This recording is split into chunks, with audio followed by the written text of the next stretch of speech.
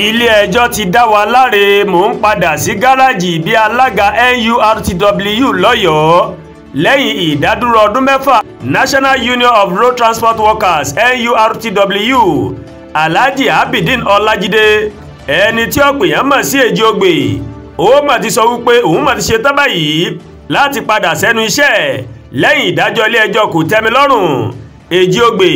nígbà tó ń bá oníròyìn sọ̀rọ̀ ní ọjọ́ ajé Monday tí ń ṣe ọjọ́ 27 oṣù kẹwàá ọdún 2025 tá a wà nínú rẹ̀ yìí ó mọ̀ ló mà ti sọ wípé òun ti ń gbáradì báyìí láti bẹ̀rẹ̀ iṣẹ́ àwọn padà nígbà tí ilé-ẹjọ́ ti dá wọn láre. Ó ní gbogbo ìgbésẹ̀ tó mọ̀ yẹ lábẹ́ òfin ní àwọn mà ti tẹ̀lé láti ìgbà tí gómìnà ìpínlẹ̀ Ọ̀yọ́ onímọ̀-ẹ̀rọ Ṣèyí Mákindé tó ti fi òfin de ẹgbẹ́ àwọn láti ọdún 6 sẹ́yìn. Ó wá fi kọ́ ọ̀rọ̀ rẹ̀ pé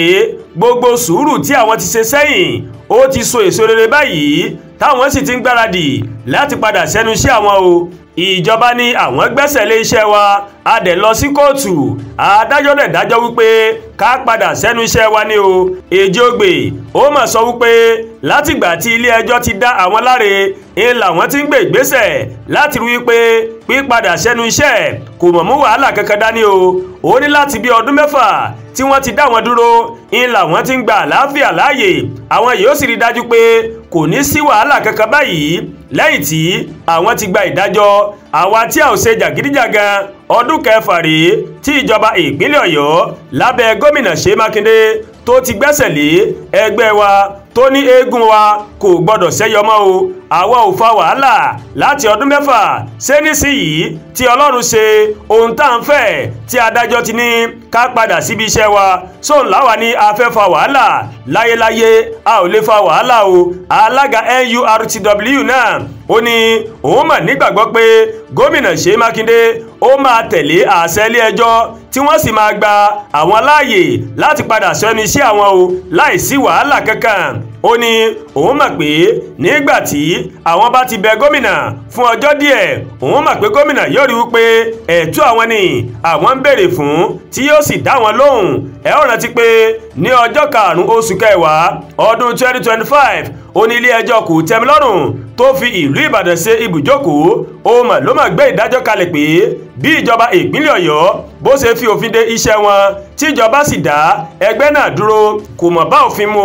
kí ló ti ṣẹlẹ̀ sẹ́yìn. Ní ọjọ́ 21 oṣù karùn-ún ọdún 2019 ó ní gómìnà ìpínlẹ̀ Ọ̀yọ́ Ṣèyí Mákindé ó mà ló mà fi òfin de gbogbo iṣẹ́ àti ìṣe àwọn ẹgbẹ́ NURTW pé àwọn ọmọ ẹgbẹ́ náà wọ́n ń da omi àlàáfíà ìpínlẹ̀ Ọ̀yọ́ láàmú. Lẹ́yìn náà ó ló ní kí àwọn òṣìṣẹ́ ìjọba kí wọ́n gba gbogbo gáràjì tó sì dá ẹgbẹ́ Park Management System tó dá sílẹ̀. Ìgbésẹ̀ náà kò mà tẹ́